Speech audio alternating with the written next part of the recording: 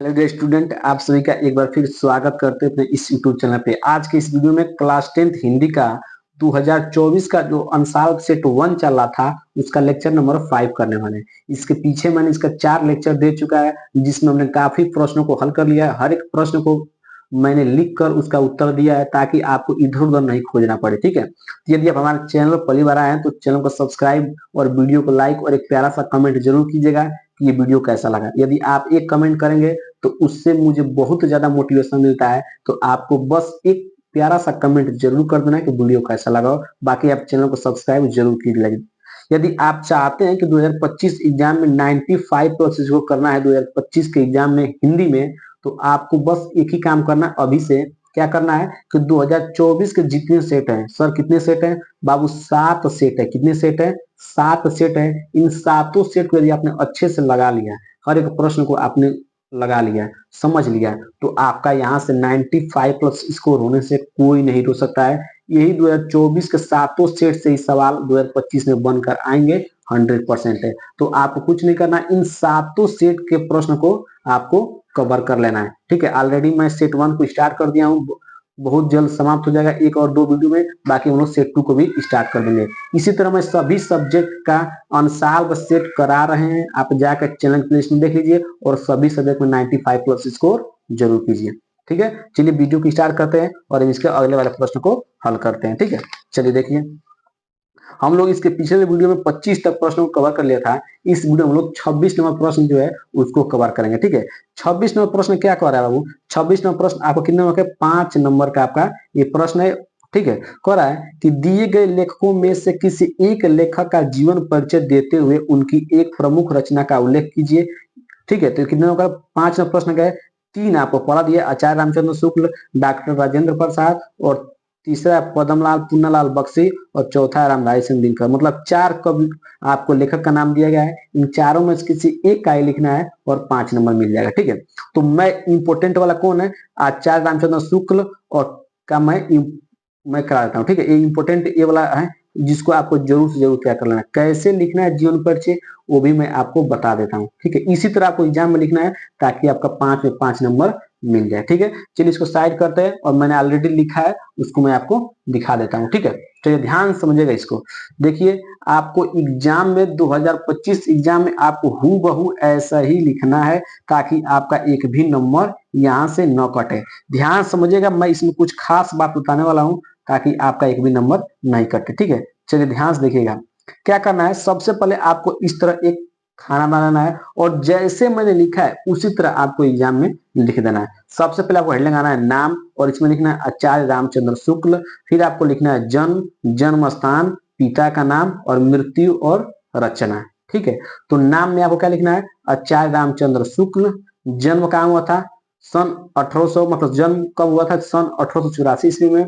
जन्म स्थान क्या है? अगोना। पिता का नाम चंद्रबली शुक्ल। मृत्यु सन 1941 ईस्वी। और रचना क्या है? रथ मीमांसा और त्रिवेणी। आप और भी लिख सकते हैं, ठीक है, चाहे अलग भी लिख सकते हैं। ठीक है, तो सबसे पहले आपको इस तरह क्या करना है, इस तरह का आपको खाना बनाकर और इसमें इतना पॉइंट आपको डाल देना है। एक भी नंबर यहाँ से नहीं कटेगा, 100% है। यदि आपने जिस तरह लिखा है मैंने उसी तरह यदि आपने लिख दिया तो 5 में 5 नंबर आपको मिल जाएगा। सबसे पहले आपको ऊपर इस तरह आचार्य रामचंद्र शुक्ल जिनका भी लिखना होगा, यदि आप फर्स्ट आपका आचार्य रामचंद्र शुक्ल पहले नंबर पर है तो यहाँ पे लिख दीजिएगा फर्स्ट नंबर। ठीक है, उसके बाद इसको लिखिएगा। ठीक है, सबसे पहले आपको इस तरह का जरूर से जरूर लिख लेना। ठीक है, उसके बाद आपको लिखना है कि यहाँ पर हेड लगाना है जीवन परिचय और उसके नीचे अंडरलाइन कर देना है और इस तरह का निशान लगा देना है। ठीक है, फिर आपको इसमें लिखना है, क्या लिखना है कि हिंदी के प्रसिद्ध साहित्यकार आचार्य रामचंद्र शुक्ल जी का जन्म सन 1884 ईस्वी में बस्ती जिले के अगोना नामक ग्राम में हुआ था।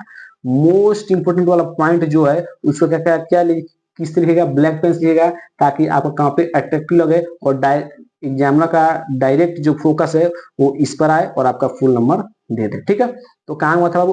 अगोना नामक ग्राम में हुआ था। इनके पिता चंद्रबली शुक्ल मिर्जापुर में कानूनगो थे। ठीक है, इनके जो पिता चंद्रबली शुक्ल थे वो क्या थे? मिर्जापुर में कानूनगो थे।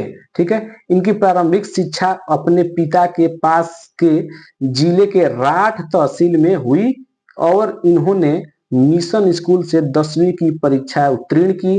गणित में कमजोर होने के कारण ये, ठीक है, आगे नहीं पढ़ सके, ठीक है ना, गणित को कमजोर होने के कारण क्या हुए, इन्होंने आगे अपना पढ़ाई को जारी नहीं किया, ठीक ना। अतः बाद में ये मिर्जापुर के मिशन स्कूल में अध्यापक हो गए, ठीक है, क्या हो गए, अध्यापक हो गए। इनका स्वर्गवास सन 1941 ईस्वी में हो गया।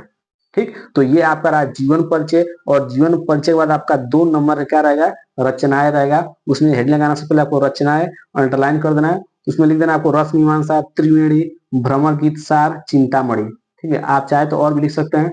ठीक है, 3-4 काफी है। ठीक है, तो इस तरह आपका क्या हुआ, आचार्य रामचंद्र शुक्ल क्या हुआ, जीवन परिचय हुआ। इसका आप स्क्रीनशॉट ले सकते हैं और अपने कॉपी में सेम टू सेम हूबहू ऐसे ही आपको लिख देना है।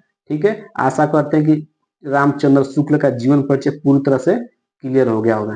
ठीक है, चलिए इस तरह अब अगले प्रश्न को करते हैं। ठीक है, जो आपका 25 नंबर क था, इसमें चारों में से किसी एक का लिखना था, तो मैंने आचार्य रामचंद्र शुक्ल करा दिया है। ये वाला इंपोर्टेंट वाला है। ठीक है, अब हम चलते हैं इसी के ख नंबर, जो ये भी कितने नंबर का है, 5 नंबर का है। ठीक है, कर दिए गए कवियों में से किसी एक कवि का जीवन परिचय देते हुए उनकी एक प्रमुख रचना का उल्लेख कीजिए। ठीक है, इसमें भी आपको 4 कवियों का नाम दिया गया है, किसी एक का लिखना है। पहला है महाकवि सूरदास, बिहारी लाल, मैथिली शरण गुप्त, सुभद्रा कुमारी चौहान। तो मैं इसमें किसको कराऊंगा, फर्स्ट नंबर जो है इंपोर्टेंट वाला है, महाकवि सूरदास जी का जो जीवन परिचय, ये मोस्ट इंपोर्टेंट जीवन परिचय, ये हर साल एग्जाम में आता है। ठीक है, तो इसको मैं करा देता हूँ, कैसे लिखना है वो भी मैं बता देता हूँ कि आपको कोई भी दिक्कत न हो। ठीक है, तो चलिए इसको साइड करते हैं और हम लोग किसका जीवन परिचय देखते हैं, सूरदास जी का जीवन परिचय हम लोग देखते हैं। ठीक है, कैसे लिखना है, जैसे मैंने लिखा है वैसे आप क्या करना है, लिखना है। ठीक है, देखिए मैंने जीवन परिचय सूरदास जी का एकदम उसी तरह लिखा है। ठीक है, तो सबसे पहले वो काम क्या होगा, इस तरह का आपको खाना बनाना है। किसी का भी जीवन परिचय लिखना है तो इस तरह का आपको डायग्राम बनाना है। उसमें नाम, जन्म स्थान, गुरु, मृत्यु, रचना, मतलब जो मेन पॉइंट होगा उसको आपको इसमें लिख देना है। ठीक है, ताकि एग्जामिनर इसी को पढ़ के आगे न पढ़े और चेक करके पूरा नंबर आपको दे दे। तो ये आपका रहा क्या, अट्रैक्टिव पॉइंट रहा कि आपने इसको जरूर लिखना है, ताकि क्या एग्जामिनर को लगे कि बच्चा सच में मेहनत किया है और बच्चा पढ़ा लिखा है। ठीक है, तो आपको इस पॉइंट को जरूर से जरूर लिखना है। ठीक है, चलिए सबसे पहले आपको लिखने का देना है नाम, जन्म, जन्म स्थान, गुरु, मृत्यु, रचना। ठीक है, नाम क्या था, सूरदास। उनका जन्म कब हुआ था, सन 1478 ईस्वी में। जन्म स्थान क्या था, रुनकता। गुरु का क्या नाम था उनके, वल्लभाचार्य। मृत्यु सन 1583 ईस्वी में हुआ था। और रचना क्या है, सूरसागर, साहित्य लहरी बहुत है, उसको आप लिख सकते हैं। ठीक है, ये आपका रहा मेन पॉइंट। ठीक है, अब हम लोग हेडलाइन आते हैं जीवन परिचय, और जीवन परिचय क्या कर लेंगे, अंडरलाइन कर देंगे और इस तरह का साइन लगा देंगे। ठीक है, इसमें क्या लिखना है आपको, इसमें लिखना है कि सूरदास जी का जन्म सन 1478 ईस्वी में रुनकता नामक ग्राम में हुआ था। उनका जन्म और स्थान देखिए, दोनों मैंने ब्लैक पेन से लिखा है ताकि एग्जामिनर का डायरेक्ट फोकस इन सब पर आ जाए। ठीक है, ठीक है, तो हुआ था। सूरदास जी जन्म से ही अंधे थे। आप जानते थे सूरदास जी क्या थे, जन्म से ही अंधे थे। इन्होंने कृष्ण की बाल लीलाओं का ऐसा वर्णन किया जो आंखों से बिना देखे संभव नहीं है। इन्होंने जो सूरदास जी थे, एक श्री कृष्ण के बाल लीलाओं का ऐसा वर्णन किया कि ऐसा संभव हो ही नहीं सकता है, कि लोगों ने अचंभव में पड़ गया कि बिना देखे हुए कोई व्यक्ति इतना अच्छा वर्णन कैसे कर सकता है। ठीक है, तो वही कहा है कि इन्होंने श्री कृष्ण की बाल लीलाओं का ऐसा वर्णन किया है जो आंखों से बिना देखे संभव नहीं है। सूरदास जी की रुचि बचपन से ही भगवत गीता के गायन में थी। इनका जो रुचि था वो बचपन से ही भगवत गीता के गायन में थी। इनसे भक्ति पद सुनकर सुनकर वल्लभाचार्य जी ने अपना शिष्य बना लिया। इनसे भक्ति पद सुनकर जो वल्लभाचार्य थे उन्होंने क्या किया, अपना शिष्य बना लिया। श्रीनाथ जी के मंदिर में कीर्तन का कार्य सौंप दिया गया। ठीक ना, जो सूरदास जी थे इनको श्रीनाथ जी के मंदिर में किसे कार्य सौंप दिया गया, कीर्तन का कार्य सौंप दिया गया। ठीक है, अतः इनकी मृत्यु सन 1583 ईस्वी में हो जाती है। ठीक है, सूरदास जी की मृत्यु कब होती है, 1583 ईस्वी में। यदि आपको इतना नहीं याद हो रहा है तो बस आप ये पॉइंट याद रखिए और इसी को जोड़ जाके आप इतना बढ़ा सकते हैं। ठीक है, वो आपको रचना में लिखना है, आपको हेडलाइन आना है रचनाएं, अंडरलाइन कर देना है उसके नीचे। उसमें लिखना है सूरसागर साहित्य लहरी। ठीक है। तो इस तरह आपका क्या हुआ, सूरदास जी का जीवन परिचय भी एकदम अच्छे से मैंने क्लियर करा दिया है। आपको इसी तरह एग्जाम में लिखना है ताकि आपका यहाँ से एक भी नंबर न कटे। आशा करते हैं कि दोनों लोगों का जीवन परिचय आप कंप्लीट हो गया होगा। 26 नंबर क का चार रामचंद्र शुक्ल, ये भी मोस्ट इंपोर्टेंट जीवन परिचय हर साल एग्जाम में आता है। और ख का जो आपका महाकवि सूरदास जी का है, ये भी इंपोर्टेंट जीवन परिचय, ये भी हर साल एग्जाम में जरूर आता है। ठीक है, तो इस तरह हम लोगों ने 26 का क और ख को कंप्लीट कर लिया है। बाकी हम लोग अगले वीडियो में इस सेट को क्या कर लेंगे, कंप्लीट कर लेंगे। आपका ज्यादा सवाल नहीं है, ठीक है। हम लोग कोशिश करेंगे कि एक और दो वीडियो में क्या ये वाला सेट क्या हो जाए, कंप्लीट हो जाए। ठीक है, तो वीडियो कैसा लगा कमेंट बॉक्स में जरूर बताना है और एक प्यारा सा कमेंट